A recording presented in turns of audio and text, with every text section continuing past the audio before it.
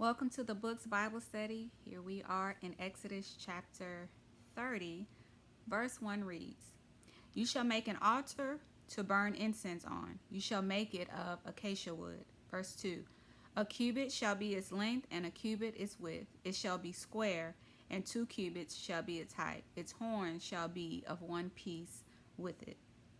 So this smaller altar is a foot and a half by a foot and a half and about 3 feet tall. Verse 3 says, And you shall overlay its top, its sides all around, and its horns with pure gold, and you shall make for it a molding of gold all around. So very, very similar to the altar that is outside for the burnt offering. Verse 4, 2 gold rings you shall make for it under the molding on both its sides. You shall place them on its 2 sides, and they will be holders for the poles with which to bear it. Verse 5, You shall make the poles of acacia wood and overlay them with gold. So this is another piece to go in the holy place along with the table for the showbread and the lamp and its utensils. Verse 6, And you shall put it before the veil that is before the ark of the testimony, before the mercy seat that is over the testimony, where I will meet with you. Verse 7, Aaron shall burn on it sweet incense every morning when he tends the lamps. He shall burn incense on it.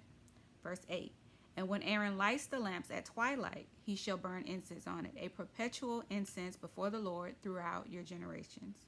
Verse 9, You shall not offer strange incense on it, or a burnt offering, or a grain offering, nor shall you pour a drink offering on it. So this altar has a specific purpose, right? It was specifically for incense. And strange fire is anything that you burned on it that God did not tell you to, no matter how good of an idea you thought it was. If it was anything other than what God said, it was called strange fire. And we'll see why this is very important as we go throughout the Bible. Verse 10, And Aaron shall make atonement upon his horns once a year with the blood of the sin offering of atonement. Once a year he shall make atonement upon it throughout your generations. It is most holy to the Lord. So once a year he is to take the blood from the sacrifice on the altar outside, right, and bring it into the holy place to burn it on the altar of incense. Verse 11, Then the Lord spoke to Moses, saying, verse 12, When you take the census of the children of Israel for their number, then every man shall give a ransom for himself to the Lord. When you number them, that there shall be no plague among them when you number them. Verse 13, This is what everyone among those who are numbered shall give: half a shekel according to the shekel of the sanctuary. A shekel is 20 gerahs. The half shekel shall be an offering to the Lord. So half a shekel would be about 5 to 7 grams of silver, which for them was about 2 to 3 days work, right? So just to give you an estimate of what that would be, what that amount would look like to them. And remember, Abraham paid 400 shekels for a piece of land. So that lets us know that he was not poor, right? So if only 5 to 7 grams, half a shekel is 5 to 7 grams, which was 2 or 3 days work for them. You can imagine what 400 shekels would be, right? Verse 14 says, Everyone included among those who are numbered from 20 years old and above shall give an offering to the Lord. So everybody 20 and over gave this half shekel to the tabernacle, right? Verse 15 says, The rich shall not give more, and the poor shall not give less than half a shekel when you give an offering to the Lord to make atonement for yourself.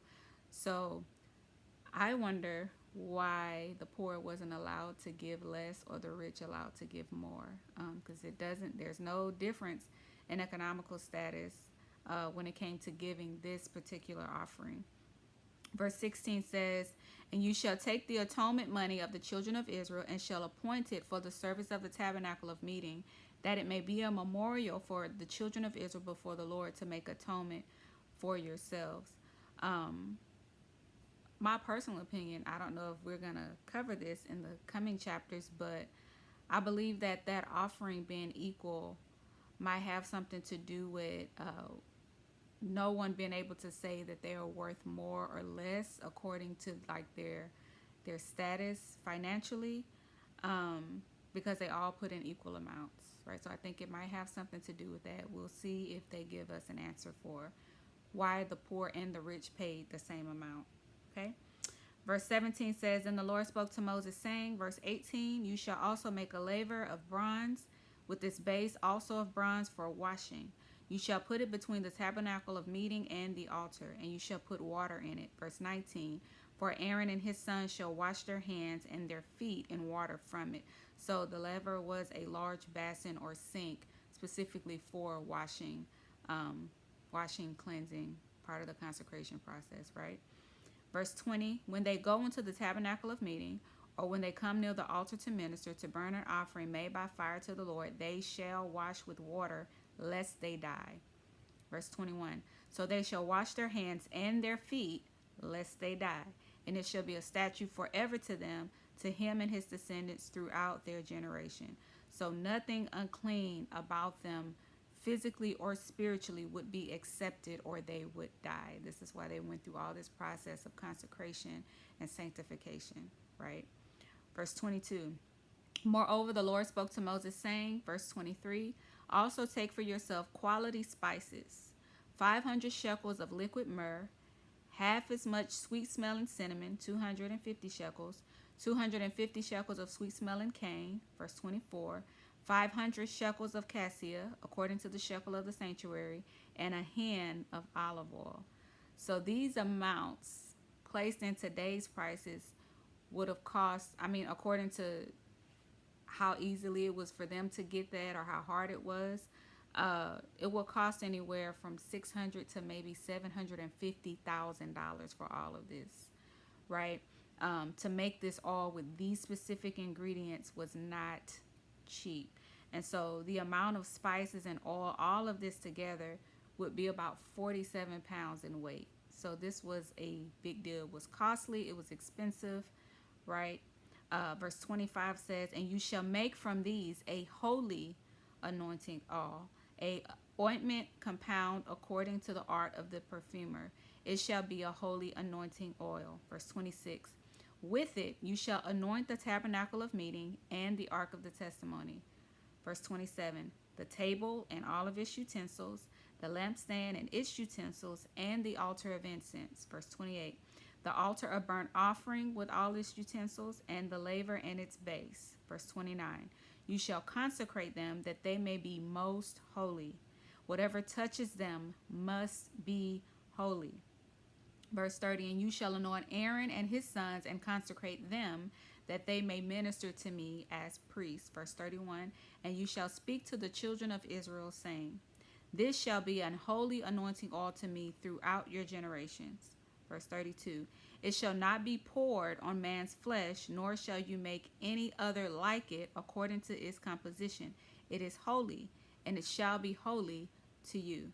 Verse 33, Whoever compounds any like it, or whoever puts any of it on an outsider, shall be cut off from his people. Verse 34, And the Lord said to Moses, Take sweet spices, stacte, and onycha, and galbanum, and pure frankincense with these sweet spices. There shall be equal amounts of each. Verse 35, You shall make of these an incense, a compound according to the art of the perfumer, salted, pure, and holy.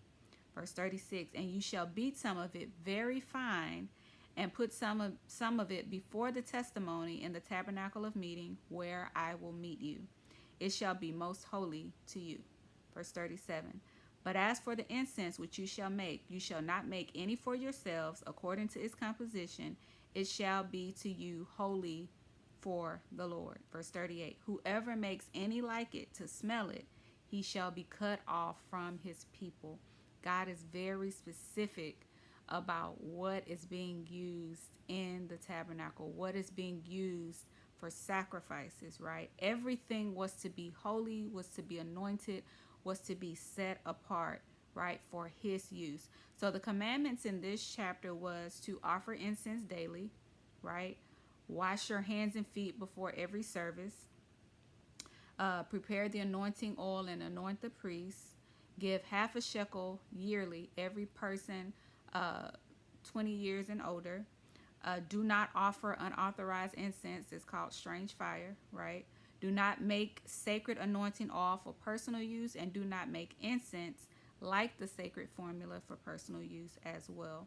So we're seeing all of the process, all of the consecration and sanctification and anointing that is happening for them to use in the tabernacle, with the things they are to do daily, how they're to set it up, how they're to wash, they're to clean, right? All of this is very important for them to follow these instructions or they will die, right? That's it. You either obey or you die. Thank God for Jesus, right? So that concludes Exodus chapter 30. Stay tuned with us for Exodus chapter 31. So we'll only have 9 more chapters after that, and we will be on to Leviticus. God bless.